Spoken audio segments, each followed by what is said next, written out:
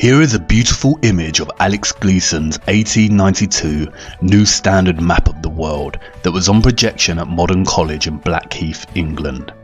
It states at the top of the map that it is scientifically and practically correct. The way Gleason's map significantly differs from standard maps of the world is in its representation of the poles. As you can see by comparison with a conventional world map, the primary difference in Gleason's map is that the North Pole is actually situated in the centre of the Earth, and upon first glance the South Pole, or what is known as Antarctica, appears to be missing. Upon closer inspection, however, you realise that Antarctica is indeed present and makes up the majority of landmass on the map. Antarctica in Gleason's map is an encompassing ice ring that covers the entire outer reaches of Earth. Gleason's map has become somewhat of a canonical historical document for flat earthers. Many often reposting the image on the internet and heralding it as solid proof that refutes the heliocentric model of the Earth. Or in other words, proving that the Earth is not a spinning globe in space, but a circular, flat and stationary plane. This was not enough proof for me, and while I gravitated towards the idea of a giant encompassing ice wall as a neat concept, I knew that we had a vast amount of evidence proving the existence of space, spherical planets, and entire sciences dedicated to solving the mathematical conundrums of physics. I mean, we landed on the moon, for God's sake. Surely if the Earth was flat and stationary, then somebody would have realised by now. These brave souls did the unthinkable. They flew to the moon, they landed, took their first cautionary steps and planted the American flag. NASA sent multiple crews to the moon on subsequent Apollo missions. They even managed to film Apollo 17 leaving the moon. Stage pushed. Engine arm is out. Okay, I'm going to get the pro. 99, proceeded. 3, 2, 1. Ignition. Right away, Houston. Vector grid. But wait, hold on. If this is footage of the crew leaving the moon and making the journey back to Earth, then who did they leave behind to film their craft take off? And wait, don't you think those colourful emissions on takeoff look kind of fake? I haven't seen any subsequent rockets produce these sort of dazzling colours, and I suppose they did admit that they had lost all their data from the mission. But maybe that was just coincidence. I started looking into NASA a bit more closely, and what I found was shocking. I can say with certainty that NASA is indeed lying to the world, and has been lying ever since its founding in 1958. But don't take my word for it. Sometimes you can't tell people the truth, you have to show them. So let me show you. Buckle up and sit tight, because Houston, we have a big problem. Okay, well, there's a big problem with the blue marble, and I'm going to zoom in here and show you what the problem is. These are all composite images where they are really not very good at Photoshop because they're using the Photoshop clone tool to replicate clouds. This cloud is a copy of this cloud. See the formations? They're identical formations. These right here, side by side, side by side. See this kind of W looking shape right here, replicated right here. This cloud is exactly the same as that cloud. You know, same clouds right there, and same thing on the other side of the world. They got the same thing going on. They got careless. Here, look, 1, 2, 3, 4, 5 of the same formations replicated right there. These two replicated, same exact formations right here. This right here is clone of that right there. I mean, really? So you're telling me that we could take pictures of Jupiter and Saturn, huge, massive planets, and now we're out going to Pluto, but we don't have one legitimate picture of the Earth from space that's not a composite? Click on this picture right here. Supposedly the same mission, same guys that took the picture of the most famous picture of our Earth. I'm going to do save image as, and let's see, Apollo Moon. Let's call it Apollo Moon 17. And I'm going to open that in Photoshop. And if those of you who think this technical difficulty was planned and think I'm scamming you, go do it for yourself. Because you're going to find the exact same thing. I got nothing to hide here. This is live on the air, okay? I'm going to zoom in on the Earth in Photoshop. You see the Earth? Go to Image, Adjust, Levels, and I'm going to the levels over here. And I'm going to bring the levels up. Uh-oh. What is that? Why is there a square box around the Earth allegedly taken from the scientists on the moon in Apollo 17? And people wonder why I don't trust NASA. That's why I don't trust NASA. Just another example of NASA faking space. Let's take a look here at this supposed image of Jupiter. Nothing more than CGI fakery. The supposed auroras towards the north. Let's take a look here again at NASA's official website, where it states Hubble captures vivid auroras in Jupiter's atmosphere. Here's the problem. The date of June 30th, 2016. Now take a look at this. Another so-called official image of Jupiter. This one's from back in 2014. You see the problem here? Now let's take a closer look at the supposed two images provided from NASA of Jupiter. Here's the problem again. 2016, 2014. What's the difference here? Well, the difference is they added the supposed auroras on the north, and this is nothing but a Christmas tree. Give me a break. Take a look here. I mean, all the clouds are in the same exact position. Just the 2016 image is a bit, I would say, darker. It's a bit lighter in 2014. Here's a side-by-side. People can't see what's taking place here with NASA. Nothing more than fakery. I mean, give me a break. This is a complete insult. You have a brain in your head. And you can tell it's real because it looks so fake, honestly.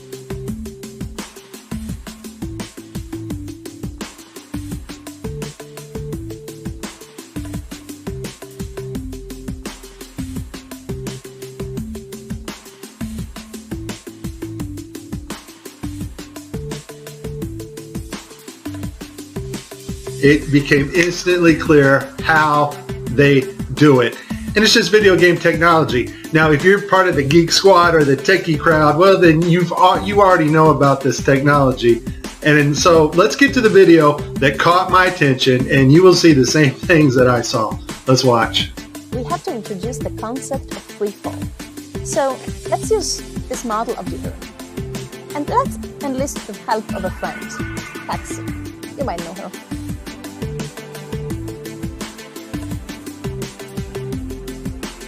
So what is significant about this video is, number one, it was live to school children. Number two, we have this stuffed animal that is transitioning in on another video channel. And the actor is able to reach up and grab this doll in real 3D space and manipulate this doll with their hands. And so the only way you're going to pull that off is with one technology. And that technology is virtual reality. More importantly though, something called augmented virtual reality is taking the objects in 3D space from a virtual reality world and putting them in our world on another screen, which we can see, manipulate, and touch with virtual reality contacts or glasses. In this next segment, I'm going to show you how NASA grabs objects in 3D space, rotates them around, manipulates them. They can do this with water, with cloth, anything. And the cool thing about it is we can take what they're doing, what they're seeing with their contact virtual reality augmented lenses, and put that on a separate video layer live. Yes, live. And do it all in real time. 45 minutes straight of NASA messing up the virtual reality setup. I tried to pick some clips that were obvious and some not so obvious. Show you some of the contacts. We're going to see Tim Peake with his contacts in, but these are virtual reality contacts overlaid on the eyes so actors can interact with things in 3D space, all in real time. In this next shot, we will get to see the whole arm setup and the virtual reality glove that covers all the way down the arm and hand.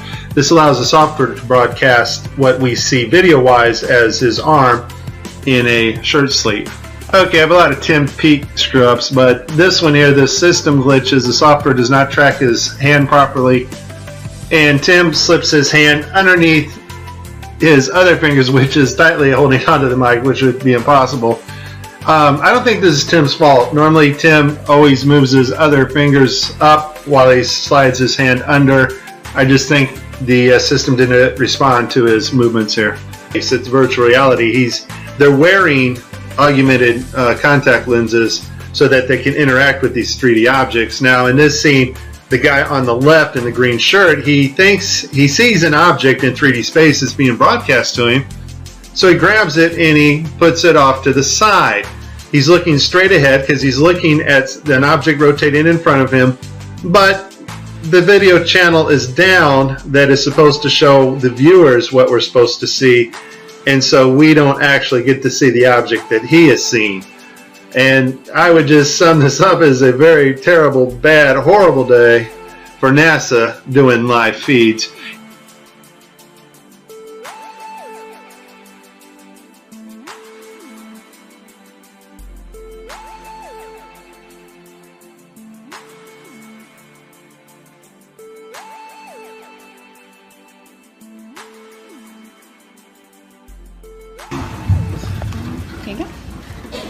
So many times during spacewalks outside the International Space Station, we can see air bubbles rising up. Can you touch on how there are air bubbles in space?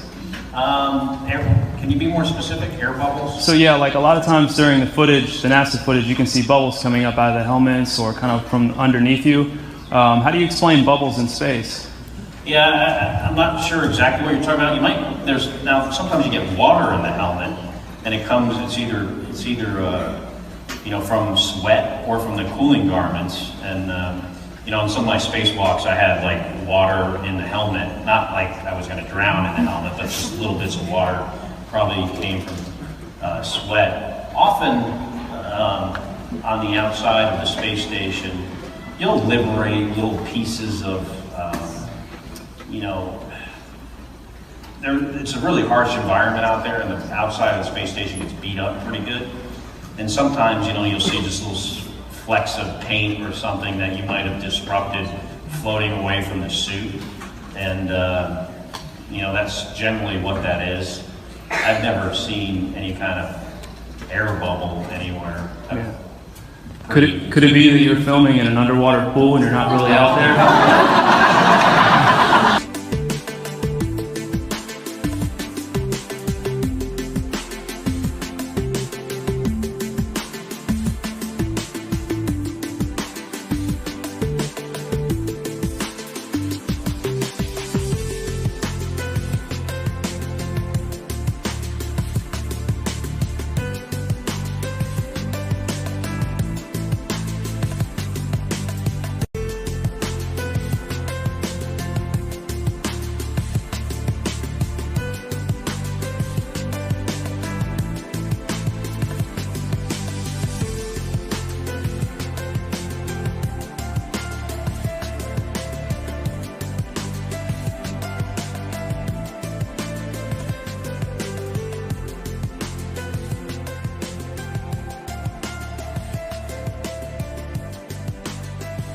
Why don't you swear in the Bible that you walked on the moon? You're the one who said you walked on the moon when you didn't.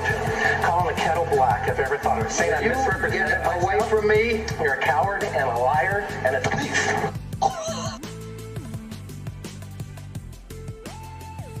And then there is this.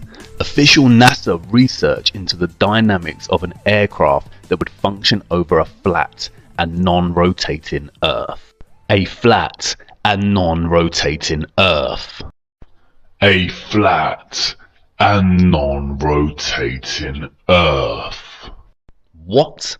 I know NASA has a tremendous multi-billion-dollar budget, but why would the organisation waste funding research for an aircraft that functions over a flat and stationary Earth? I thought we lived on a spinning globe in space. Is this not like Toyota designing a new car that drives through lava? It would never be used and would be a tremendous waste of money. This is all fun and games until you really start to ponder NASA's lies. Why would the biggest space organisation, whose vision statement on their website claims that it is their goal to discover and expand knowledge for the benefit of humanity, lie? And where exactly does their multi-billion-dollar annual budget go? In the last 5 years, NASA's total annual budget between 2016 and 2020 totals over a whopping $100 billion. Why would they commit such fraudulent actions if they want to benefit humanity with their understanding and exploration of space? And if we cannot trust the most famous of all space organisations to give us the truth, then is the Earth really what we've been led to believe it is? And then I remembered the 1959 United Nations Treaty, which prohibits and regulates all global activity on the continent of Antarctica and ensures that the continent belongs to no nation. With Gleason's map in mind, I started to wonder whether Antarctica was really what we had been told it was. Was it really a freezing white untouched paradise where, as Sir David Attenborough shows us, penguins play in the snow? Could it really be a huge ice wall encompassing the entire Earth? And then something dawned on me and stopped me in my tracks. How did I not notice? It was staring me in the face the whole time. Gleason's map. Hidden in plain sight in the United Nations logo. Look, the North Pole is at the centre just like Gleason's map. And why is Antarctica missing? Or is it? Upon closer inspection I realised that the logo was framed in a circular laurel. I know from ancient Greek mythology that the laurel leaf came to symbolise Apollo. Apollo again, just like the moon missions.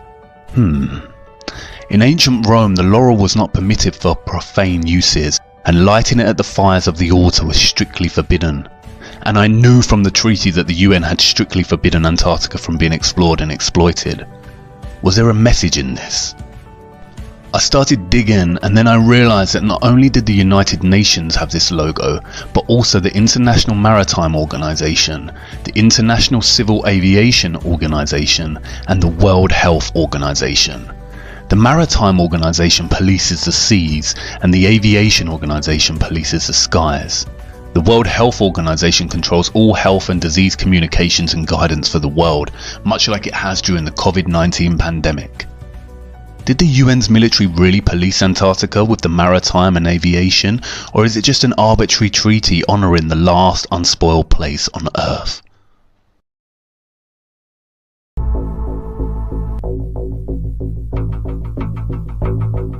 Hey, it's a Navy destroyer. He will yield.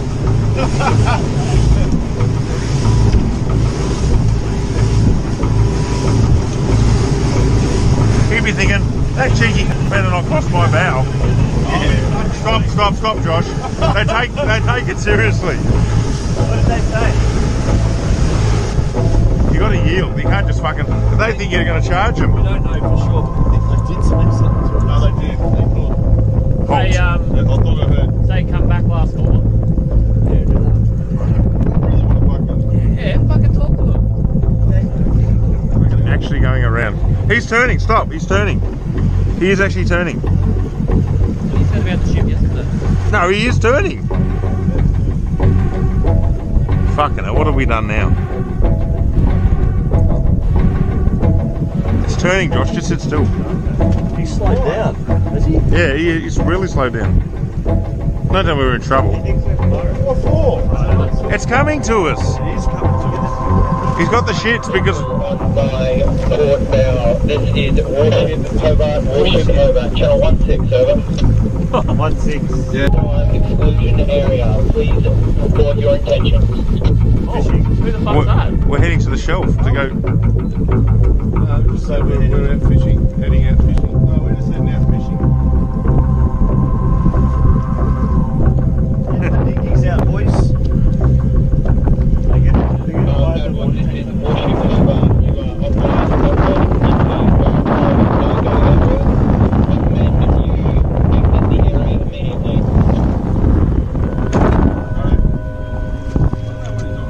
going that way. We're just traversing. I'm set up a demo today with this Cessna and the Air National Guard. I'm going to be inside of this Cessna and we're going to be going rogue. We're going to fly into that no-fly zone and we're going to see how the Air National Guard does it. They scramble the fighter jets that come Take off. We're off. flying for miles and miles until... Okay, we've just entered the no-fly zone now. Our pilots aren't talking to air traffic control, ignoring their calls to reach them. That triggers an alarm at the Air National Guard base. These fighter pilots scrambling to their jets. They're on alert and ready to take action 24 hours a day. Today, racing to their F-16s, suiting up, climbing on board, and rushing to the runway. Taking off to intercept our rogue Cessna, reaching the target in just minutes. This is the view from the F-16. That's my Cessna right there. Intimidating as you would think it would be. Look at that fighter jet. He's right off our wing. Another F-16 swooping in on the right, calling us on aviation frequencies. You have been intercepted. If you hear this transmission, acknowledge the radio call and rock your wings. He wants us to identify ourselves. We're a rogue aircraft, remember, for this demonstration, so we're not going to respond at all and see what this fighter jet... You are ordered to turn to the northwest. The fighter jet giving us one last warning. After all of this, the pilots still won't listen. The plane won't leave the airspace. Will you shoot them down? If required, we'll execute the rules of engagement per the commander of the North American Aerospace Defense Command. And yes, we would do that. Shoot the plane down. If it meets the rules of engagement, yes, we would, to defend the airspace. Why are they policing the parameters of Antarctica in such a vigilant way? Surely they are just protecting the penguins and seals that we've seen so often in Planet Earth and Frozen Planet documentaries. I don't know, I'm not too sure anymore, because after I stumbled across this.